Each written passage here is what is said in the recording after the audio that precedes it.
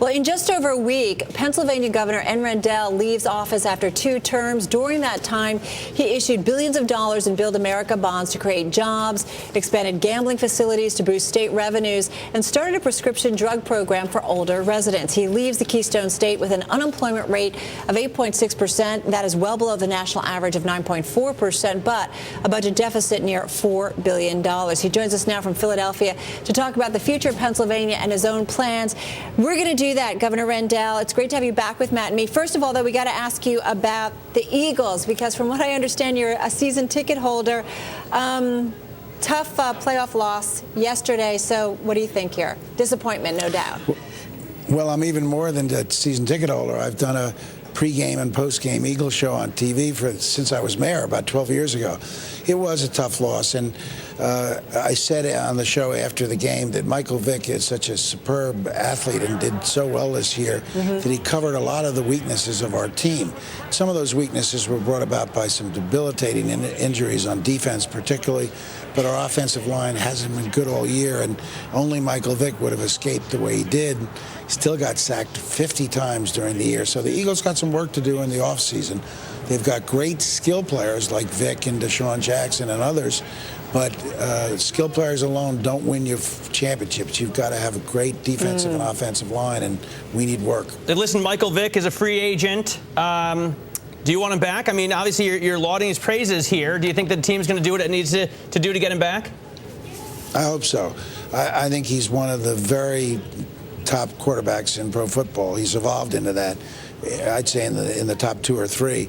If he had a good offensive line this year, I think we would be playing for the Super Bowl. It's just as simple as that. By the way, you know, you have been doing that show for a long time, and you focus on the Eagles, and people love it. When you're done as governor and you spent so much time in politics, do you naturally make that switch over to sports? No, I'll probably do a little bit more sports. I might write a sports column for a newspaper.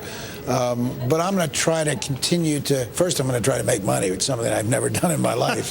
And, and I have my model in my good friend and co-chair of Building America's Future, Mike Bloomberg. But I don't think I'll make as much as he did. But I'm going to try to make money. But I also want to continue to influence the public dynamic. So we're going to stay on as co-chair, Mayor Bloomberg, myself, Governor Schwarzenegger. Building America's Future is all about trying to convince America to invest in its infrastructure. If we don't invest, we're in deep trouble. It's number one. Number two, I think I'm going to do probably some news work somewhere so I can continue to make my voice heard and try to influence the public debate. All right, so we'll definitely look forward to that. Let me ask you, though, Governor Rendell, you've had years of experience balancing budgets for Philadelphia, also the state of Pennsylvania.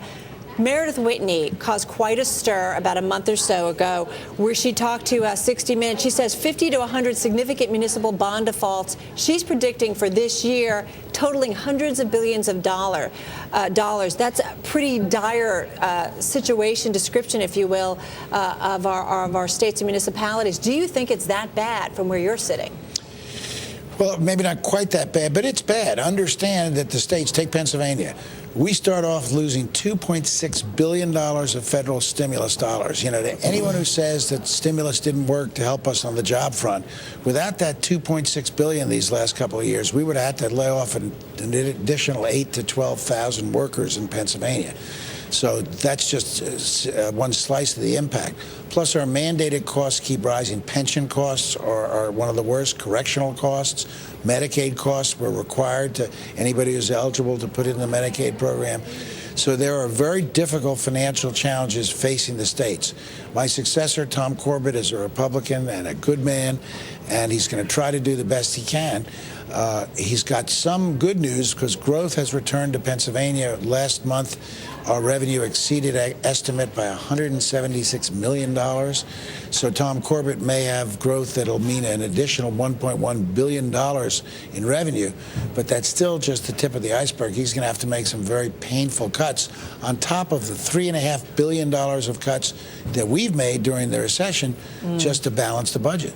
You know, speaking of, you talk about pension costs exploding, Medicare costs, Social Security. We all hear about these issues, and surely you don't think the solution is for the federal government just to continue taxing us and spending all that money. There are structural problems there, right? How do you think they should be addressed, and how difficult will it be to address them because they're such sensitive issues?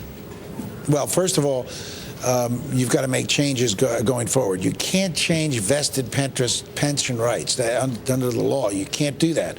But you can make changes going forward. Raise how many years it takes before you're eligible for a state pension. Raise the age in which you get a state pension.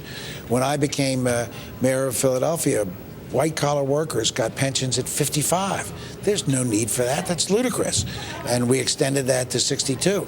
You can cut down on the exploding costs significantly by doing that. In Pennsylvania, this past year, we passed a decent pension reform bill.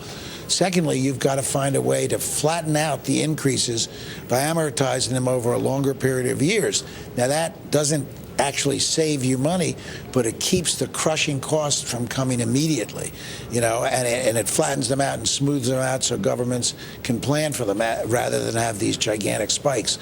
And then thirdly, I think we're going to have to sit down and talk to our municipal unions and our state unions about looking at the time when, as a trade-off for not laying people off, we renegotiate some of the basic terms of the agreement. Now, that's going to be tough to do because individual members may not like that, and it may not even But Governor be constitutional. Rendell, we just got about 20 seconds. Are people open to these ideas? I hear what you're saying, but are they willing to start making those changes just quickly? Well, I think they're not going to have any choice. The result otherwise is going to be massive loss of jobs. All right. All right. And that was quick. We love talking with you. Governor Rendell, thank you so much. We appreciate it. And sorry about the Eagles. Thanks, guys. Happy New Year to you. Yeah, sad.